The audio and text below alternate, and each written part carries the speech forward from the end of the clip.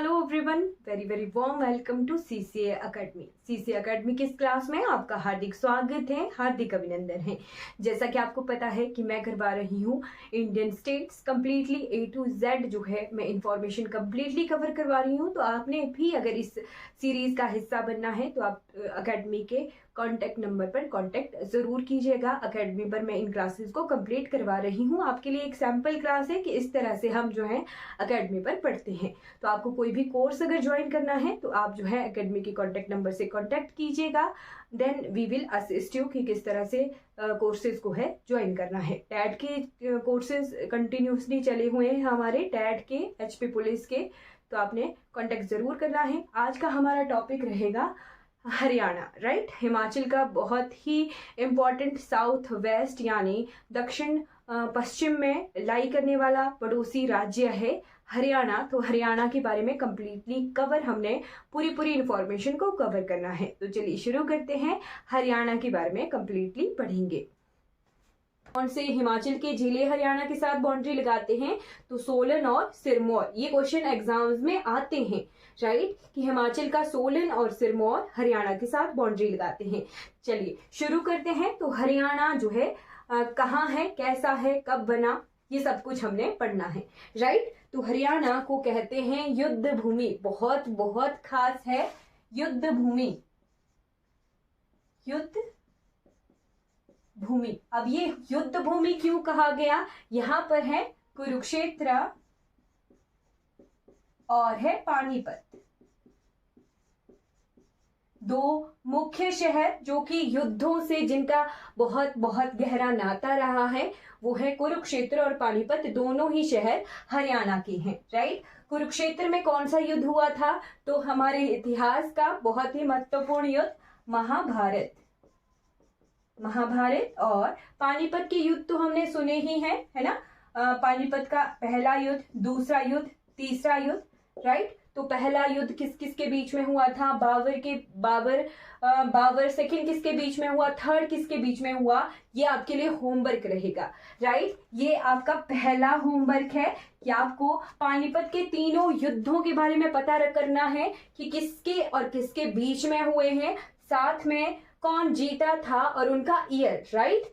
जैसे सबसे पहला युद्ध तो 1526 का हुआ था, है ना। पहले युद्ध के बारे में बता दिया, सेकंड और थर्ड आपके लिए होमवर्क रहेगा, राइट। तो महाभारत और पानीपत के युद्धों की वजह से हरियाणा को युद्ध भूमि कहते हैं। ये इंपॉर्टेंट है, राइट। तराइन के युद्ध भी यहीं हुए थे। अब हरियाणा का शाब्दिक अर्थ भी देख लेते हैं। शाब्दिक अर्थ, राइट।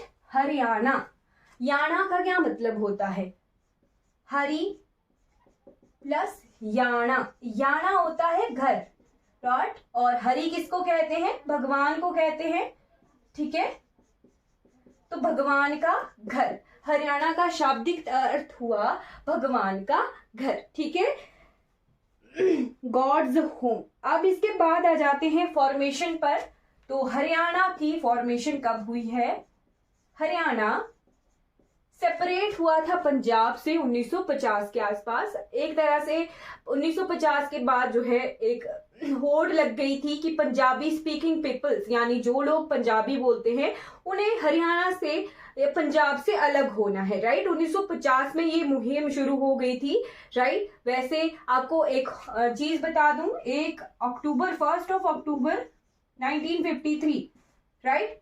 1 अक्टूबर या फिर 1953 का वर्ष आप जो है नोट रखिए। 1953 में पहला फर्स्ट जो स्टेट बना था, ठीक है, भाषा के आधार पर, ठीक है, भाषा के आधार पर पहला स्टेट कौन बना था? तो वो बना था आंध्र प्रदेश, ठीक है, आंध्र प्रदेश। ये भी इंपॉर्टेंट है, कई बार एग्जाम में पूछा जाता है कि लैंग्वेज स्पीकिंग, कोई पर्टिकुलर लैंग्वेज बोलने की वजह से कौन सा स्टेट पहला फॉर्म हुआ था?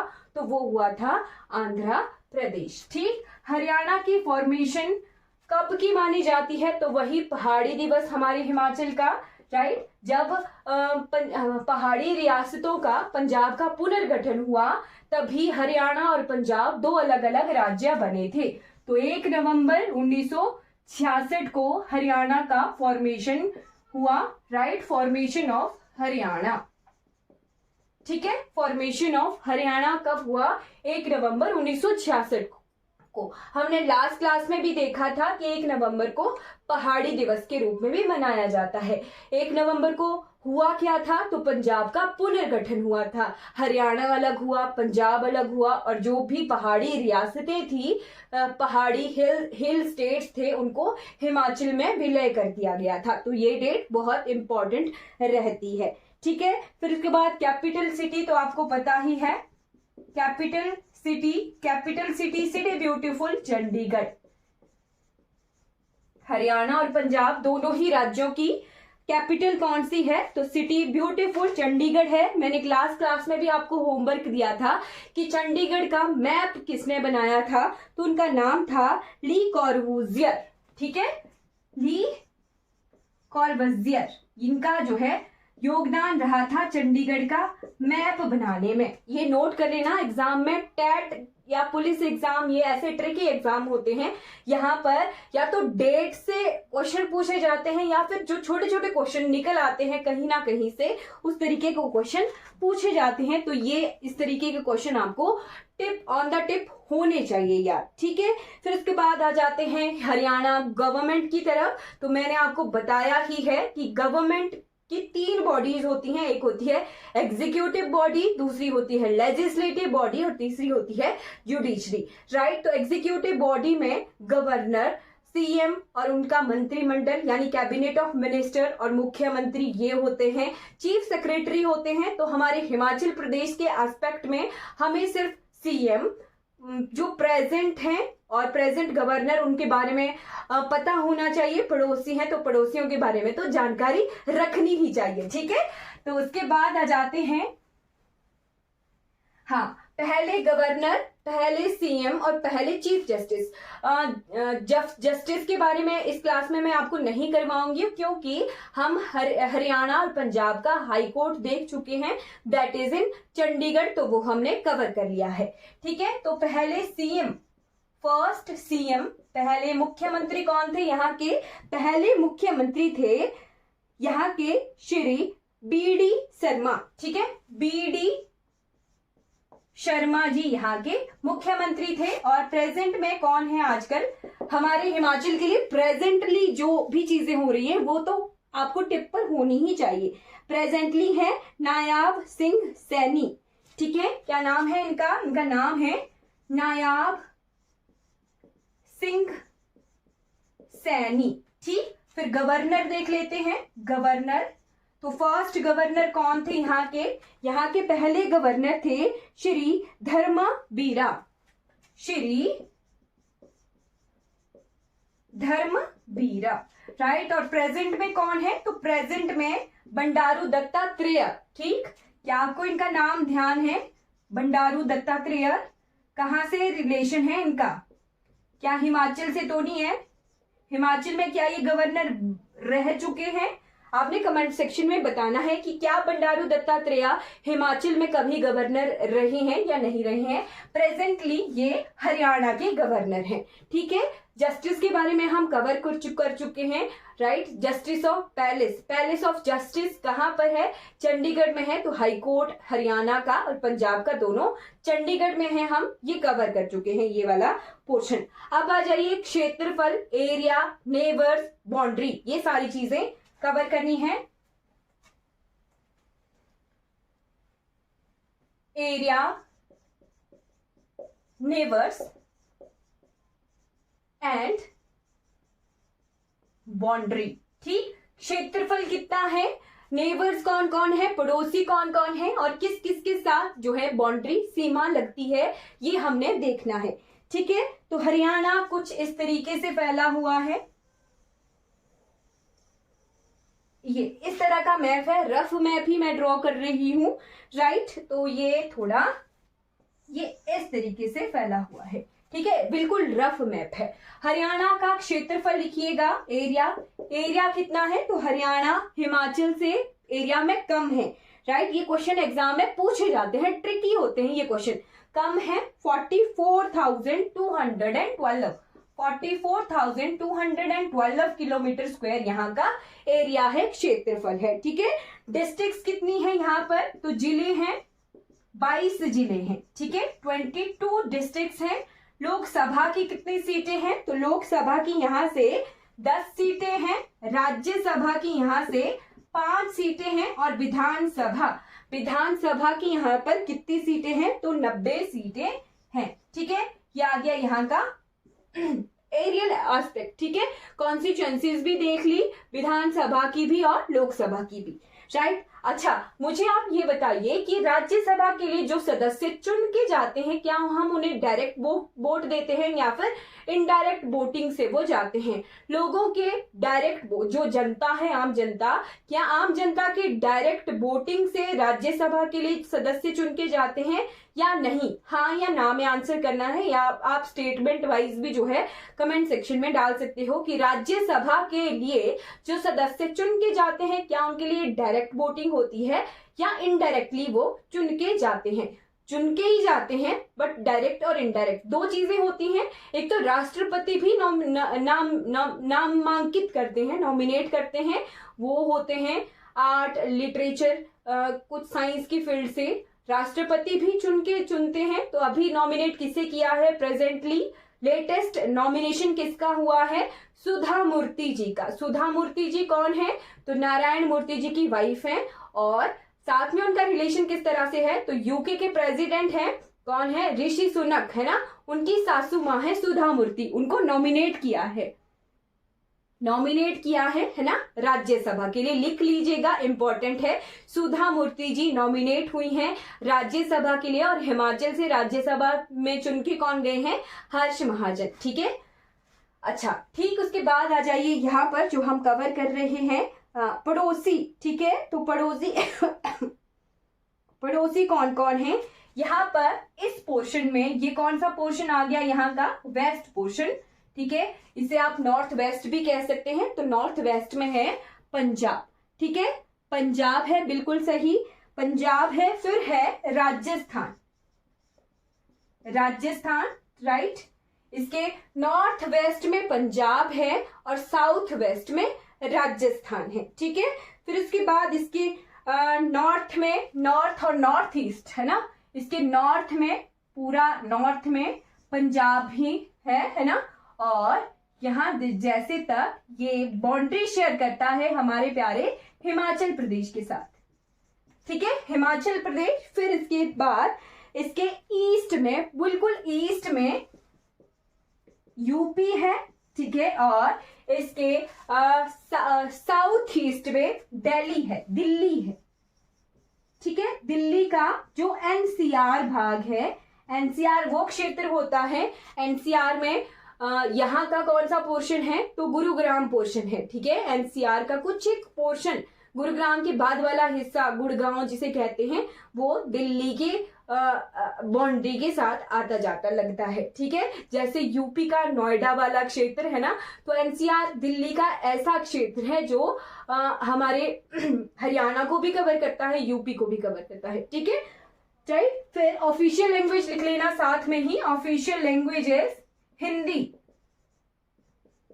ठीक है, हिंदी है, और एडिशनल ऑफिशियल लैंग्वेज इसकी इंग्लिश है। ठीक है, राइट। अब आ जाइए यहाँ के स्टेट सिंबल्स यानी राजकीय चिन्ह देखते हैं। ठीक,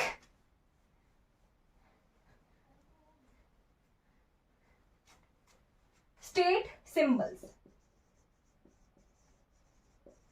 स्टेट सिंबल्स यानी राजकीय चिन्ह। तो हर एक राज्य के राजकीय चिन्ह हमने कवर करने हैं। एनिमल वही सेम, ब्लैक बक, काला हिरन, हिंदी वाले लिख लेना काला हिरन। वर्ड कौन सा है? तो यहाँ का वर्ड है ब्लैक फ्रैंकोलिन, है ना, ब्लैक फ्रैंकोलिन, फ्रैंकलिन जिसे हिंदी में लिख सकते हैं, राइट। और फ्लावर है यहाँ का लोटस, फ्लावर लोटस। और यहाँ का ट्री है, कौन सा ट्री है? पंजाब का कौन सा था? शीशम था। यहाँ पर है पीपल, पीपल का वृक्ष। पीपल का वृक्ष इंपॉर्टेंट क्यों है? गौतम बुद्ध महात्मा बुद्ध को पीपल के पेड़ के नीचे ही एनलाइटमेंट हुई थी। ठीक, कुछ ऐसे क्वेश्चन जो मेरे को याद आ जाते हैं वो मैं आपके साथ शेयर करती रहती हूँ। ठीक, अब आ जाइए यहाँ के nicknames of the cities, कुछ शहरों के जो विशिष्ट नाम है वो देखते हैं। ठीक,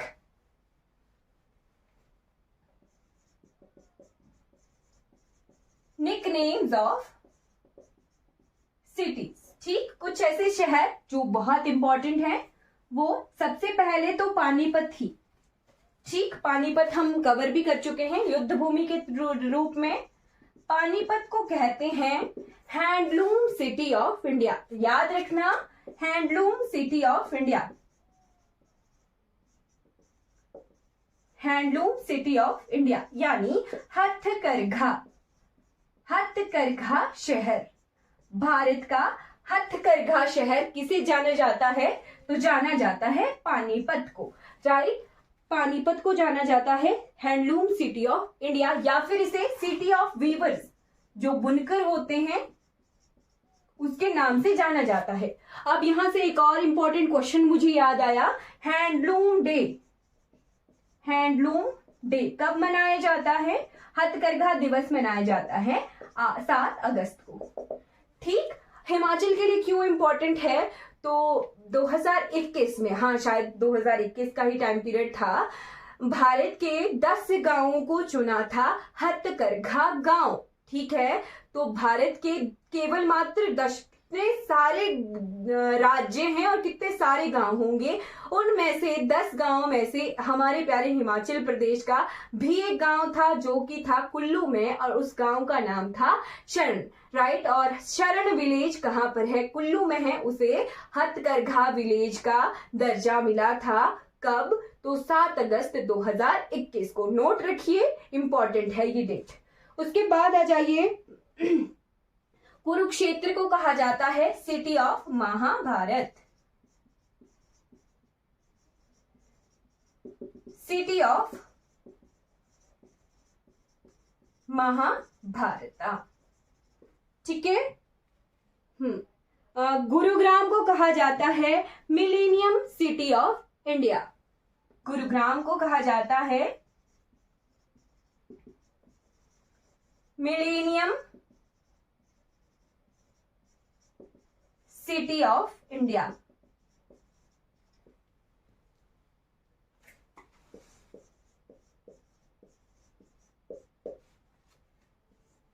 ठीक है, मिलेनियम सिटी ऑफ इंडिया के नाम से कौन सी सिटी जानी जाती है? तो वो बात जानी जाती है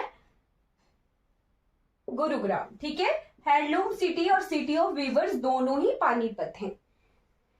ठीक, ओके, अब आ जाइए यहाँ के एग्रीकल्चरल प्रोडक्ट देख लेते हैं। तो एग्रीकल्चरल प्रोडक्ट उतना इंपॉर्टेंट नहीं है, बट फिर भी नोट करना है तो कर लीजिए, बाकी सुन लीजिए। शुगर केन उगाई जाती है यहाँ पर, ऑयल सीड्स, तिलहन उगाए जाते हैं, राइस, ग्राउंडनट, मेज, व्हीट।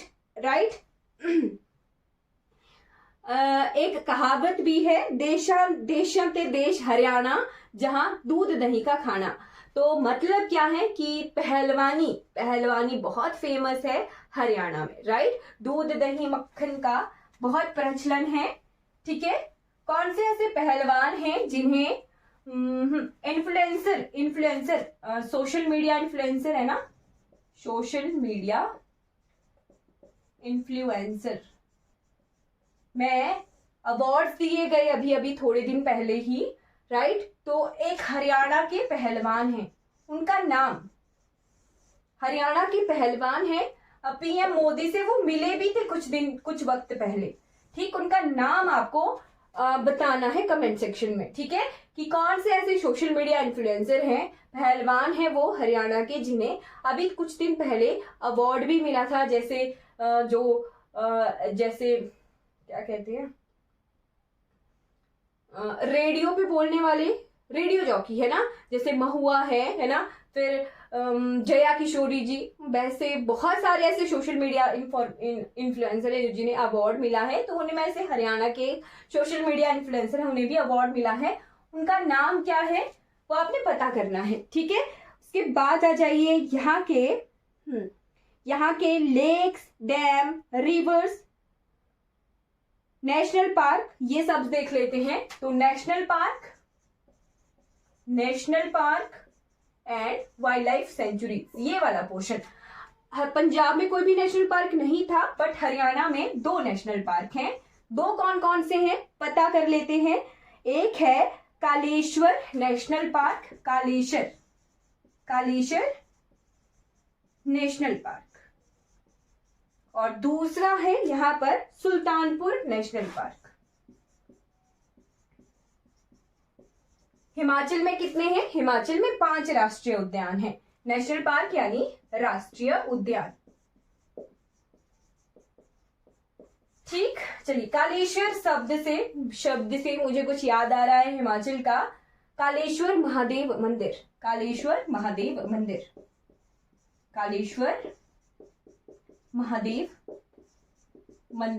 कहां पर है? कालेश्वर महादेव मंदिर कांगड़ा में है। ठीक है, कुछ चीजें जो मुझे याद आती रहती हैं वो मैं आपके साथ शेयर करती रहती हूँ। ठीक, उसके बाद आ जाते हैं wild life sanctuaries. Wild life sanctuaries यानी वन्य जीव अभयारण्य। तो यहां पर भी कुछ वन्य जीव अभयारण्य हैं। ठीक है, कौन कौन से हैं देख लेते हैं। नोट करने हैं तो करिए, नहीं करने हैं तो सुन लीजिए, है ना। Right, Abubshahar wildlife sanctuary, Bhindawas wildlife sanctuary, Chhilchhila wildlife sanctuary, Nahar wildlife sanctuary, Khol Raitan wildlife sanctuary, Khaparwas wildlife sanctuary, Kaleshwar wildlife sanctuary. Wildlife sanctuaries नहीं आती हैं, नेशनल पार्क पक्का पूछे जाते हैं। तो अगर पता होंगे ना तो आप एलिमिनेट कर सकते हो चीजों को, है ना। सुना हो, देखा हो शब्दों को, वर्ड्स आपके कभी आंखों के सामने आए हो तो आप ऑप्शन से एलिमिनेट चीजों को कर सकते हो। ठीक है, अब आ जाइए यहाँ के लेक्स, रिवर्स और डैम्स। ठीक है, लेक्स, रिवर्स एंड डैम्स। ठीक है, तो लेक्स इंपॉर्टेंट है, लिख लेने हैं तो लिख लीजिए, नहीं लिखने हैं तो कोई बात नहीं। ठीक, एक चीज लिख लीजिए, बिगेस्ट लेक ऑफ हरियाणा जिसे कहते हैं दमदमा लेक। दमदमा लेक कहां पर है? हरियाणा में है, बिगेस्ट लेक है हरियाणा का। ठीक है, बिगेस्ट लेक ऑफ हरियाणा, इसको लिख लेना। बाकी ब्रह्मा सरोवर, सनहित सरोवर, कामा लेक, हथिनी कुंड कहां पर है? एग्जाम में पूछा जाता है, हथिनी कुंड। तो हथिनी कुंड आप कंफ्यूज हो सकते हैं, क्या पता हिमाचल में हो, बट हिमाचल में नहीं है, हरियाणा में है हथिनी कुंड। जैसे हिमाचल में है ना देई कुंड, देव कुंड, बहुत सारे कुंड है, विशिष्ट कुंड है ना। तो हथिनी कुंड कहां पर है? हरियाणा में। ऐसे शब्दों से सावधान रहिएगा। ठीक है, यमुनानगर में है ये, हरियाणा के यमुनानगर में है। ठीक, ब्लू बर्ड लेक कहां पर है? ब्लू बर्ड लेक हरियाणा में है। जो इंपॉर्टेंट है वो नहीं करेंगे। ठीक है,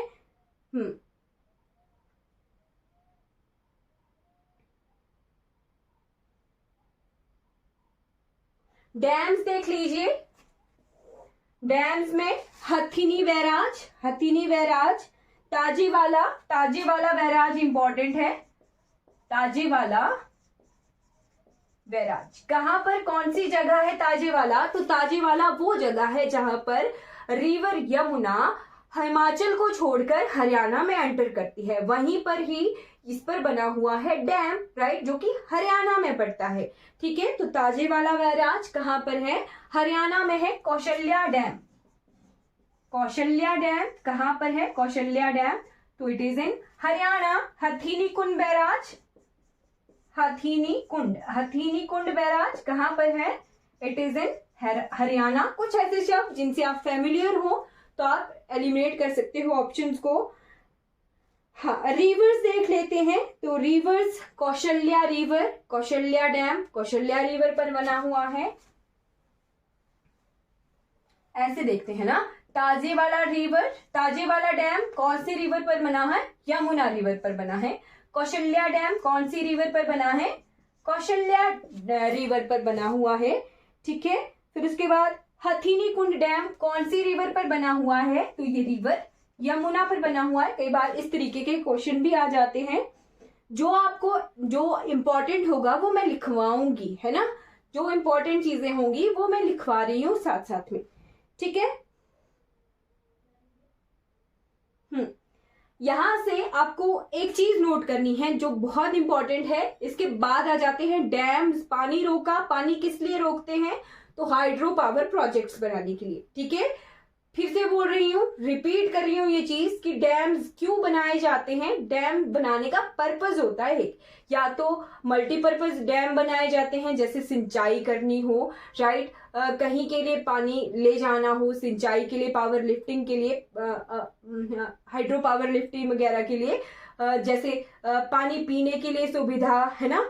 तो वाटर लिफ्टिंग किस लिए की जाती है, दो चीजों के लिए की जाती है, या तो सिंचाई के लिए की जाएगी या फिर आपको ड्रिंकिंग वाटर के लिए हाइड्रो पावर लिफ्टिंग की जाएगी, राइट। तो डैम्स बनाने का 2-3 पर्पस हो सकते हैं, या तो ड्रिंकिंग वाटर के लिए, या फिर हाइड्रो पावर प्रोजेक्ट के लिए, या फिर इरिगेशन यानी सिंचाई के लिए, ठीक है।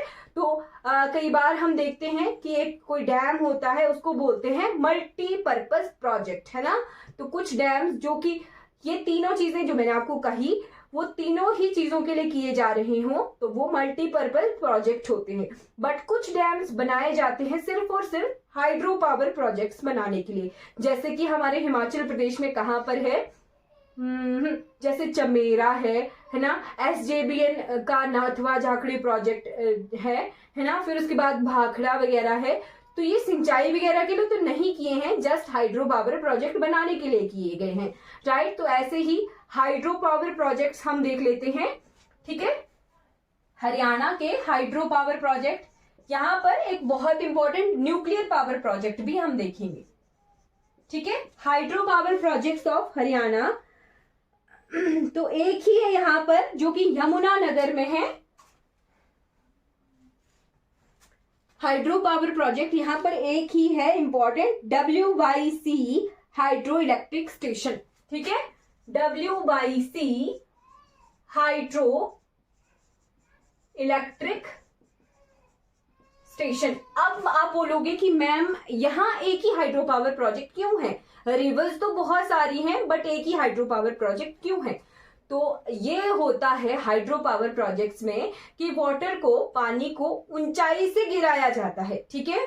अब ये प्लेन इलाके आ गए, यहाँ पर डैम कितना कर ऊंचा बनाया जाएगा, ज्यादा ऊंचा तो नहीं बना सकते हैं ना। इसीलिए मैदानों में नदियां ज्यादा होने के बावजूद भी हाइड्रो पावर प्रोजेक्ट्स कम होते हैं एज कंपेयर टू पहाड़ों में। जैसे हमारे उत्तराखंड है, हिमाचल है, यहाँ पर नदियां पहाड़ों से उतर रही होती हैं। पहाड़ों में अगर ऊंचाई पर एक नदी का पानी रोक दिया और उसे किसी पाइपलाइन के थ्रू कहीं पावर प्रोजेक्ट्स में गिरा दिया तो वहां से उस पोटेंशियल एनर्जी से हम हाइड्रो पावर इलेक्ट्रिसिटी जो है जनरेट कर सकते हैं।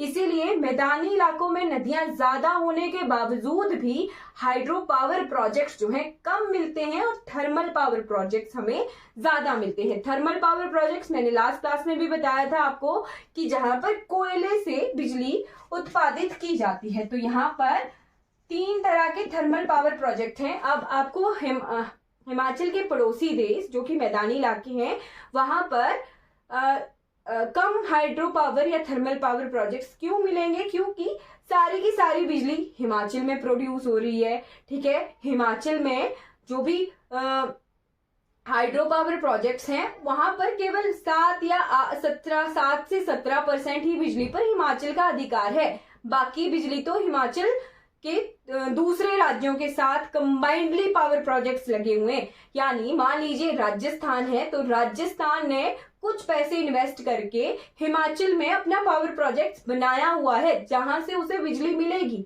ठीक है। तो कम पावर प्रोजेक्ट्स पड़ोसी राज्यों में क्यों है, क्योंकि सारी बिजली या तो उत्तराखंड में बन रही है या फिर हिमाचल में बन रही है, ठीक है। तो थर्मल पावर प्रोजेक्ट्स आ गए। दीन बंधु और इंदिरा गांधी। एक दीन बंधु है, बहुत सारी हिस्ट्री बता दी, दीन बंधु और इंदिरा गांधी। दीन बंधु और Indira Gandhi super thermal power project. एक बहुत इंपॉर्टेंट न्यूक्लियर पावर प्रोजेक्ट लिख लीजिएगा एग्जाम में। न्यूक्लियर पावर प्रोजेक्ट्स के डायरेक्ट क्वेश्चन आते हैं कि किस नाम से है वो चीज। Gorakhpur atomic power station, Gorakhpur atomic power station. ये जो गोरखपुर शब्द है ना, इससे कंफ्यूज हो जाते हैं, है ना। गोरखपुर एटॉमिक पावर स्टेशन कहां पर है? हरियाणा में है, यूपी में नहीं है। ठीक है, Gorakhpur atomic power station is in Haryana. Exam में पूछा हुआ था ये। इसके बाद आ जाते हैं हरियाणा के आर्ट एंड कल्चर की तरफ, राइट। ट्राइब्स देखेंगे, डांस फॉर्म्स देखेंगे। ठीक है, art and culture of Haryana. Gorakhpur का क्वेश्चन भी आया था कुछ दिन पहले, शायद कोई भी एनटी वगैरह का एग्जाम हुआ था, उसमें आया था, है ना। अब आ जाते हैं कल्चर। कल्चर में सबसे पहले देखेंगे डांस फॉर्म। डांस फॉर्म्स यानी नृत्य, तो यहां पर लोक नृत्य ही है। सांग डांस, सांग, धूमल या धामल जो हम कल भी कर चुके हैं कंबाइनली। पंजाब में भी परफॉर्म किया जाता है, हरियाणा में भी किया जाता है। घूमर डांस, घूमर डांस तो मैंने आपको बताया है कि हरियाणा, पंजाब और राजस्थान तीनों का नेटिव है ना घूमर। फिर है खोरिया डांस। खोरिया डांस ये कहां पर किया जाता है? फिर है एक एग्जाम में पूछा हुआ है चर्री डांस। चर्री डांस एग्जाम में आया है ये कि चर्री नृत्य कहाँ किया जाता है या फिर किस उत्सव पर किया जाता है। तो यहाँ पर बहुत फेमस है गुग्गा नवमी। गुग्गा नवमी पर फेस्टिवल है ये। गुग्गा नवमी पर चर्री नृत्य किया जाता है। ठीक है,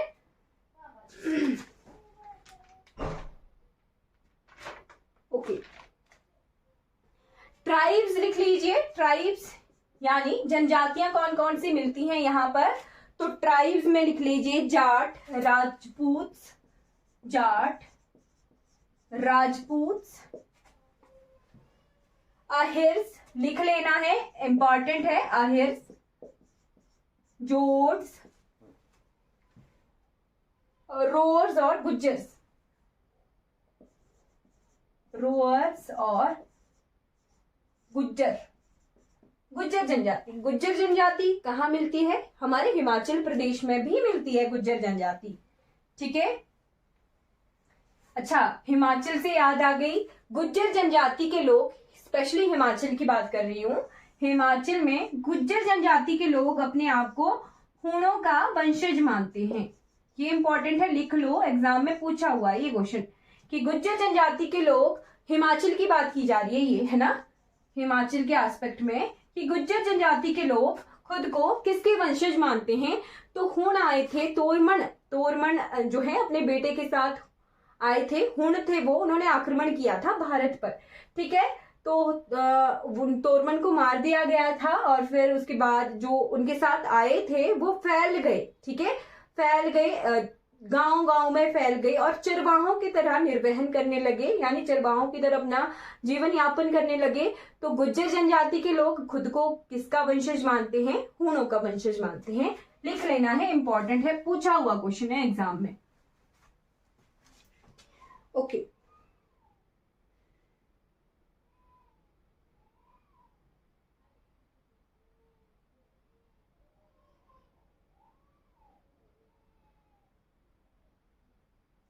हरियाणा में एक हेरिटेज म्यूजियम है।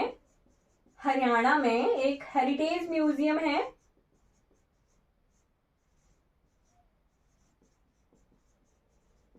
कहां पर है? जिसका नाम है रेवाड़ी। रेवाड़ी जगह पर है ये हेरिटेज म्यूजियम है, रेवाड़ी जगह पर है। ठीक है, रीजनल फेस्टिवल लिख लेते हैं। रीजनल फेस्टिवल बहुत इंपॉर्टेंट, सूरजकुंड मेला। यहां पर एक मेला लगता है, सूरजकुंड मेला। तो कब से इसकी शुरुआत हुई है? 2014 के इलेक्शन के बाद ही इसकी शुरुआत हुई है। और इम्पोर्टेंट क्यों है? जब पहली बार सूरजकुंड मेला लगा था ना, तो उसकी थीम क्या थी? तो थीम थी हिमाचल वेस्ट। ठीक है, जब ये पहली बार लगा था सूरजकुंड मेला, लगता कहाँ है ये भी एग्जाम में पूछा जाता है। तो सूरजकुंड मेला लगता है, शिल्प मेला है ना, लार्जेस्ट क्राफ्ट मेला है फरीदाबाद में ये लगता है। फरीदाबाद सबसे बड़ा मेला है, largest craft fair of India.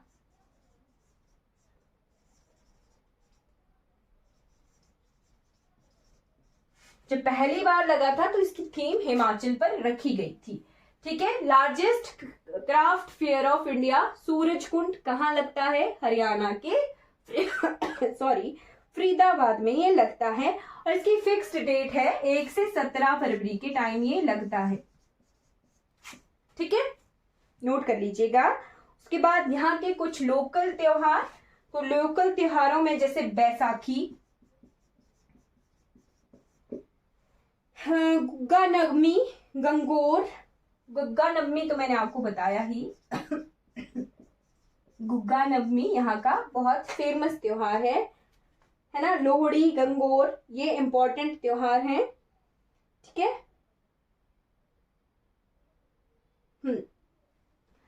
जैसे हम लोक नाट्य पढ़ते हैं ना, लोक नाट्य, तो हरियाणा में भी एक बहुत फेमस जो है पारंपरिक रंगमंच है ना, traditional theatre.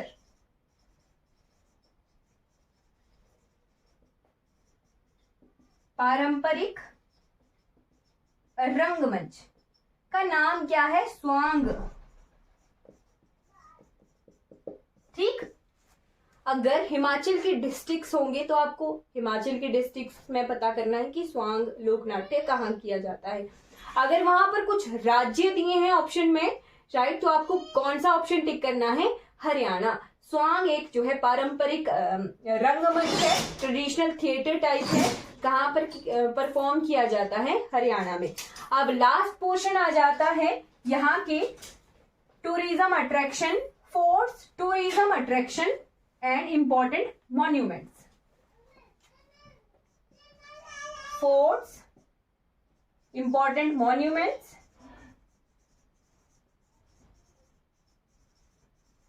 and tourism attraction।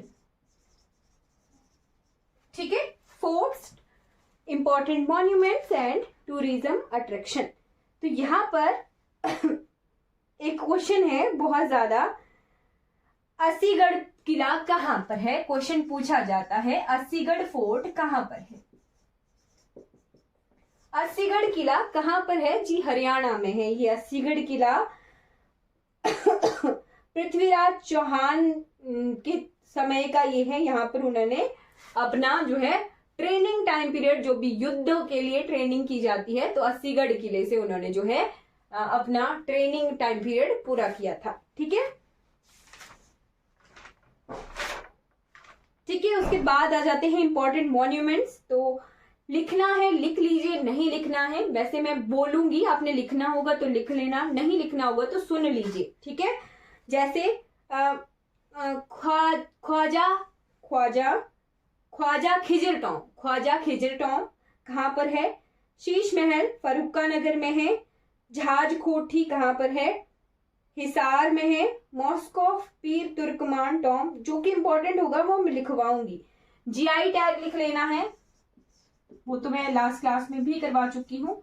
Phulkari को 3 राज्यों से जीआई टैग मिला हुआ है। टूरिज्म अट्रैक्शन ब्रह्म सरोवर, ज्योति सरोवर, भीष्म कुंड, ज्यादा इंपॉर्टेंट चीजें नहीं है। ठीक, जो जो इंपॉर्टेंट था वो हम कर चुके हैं।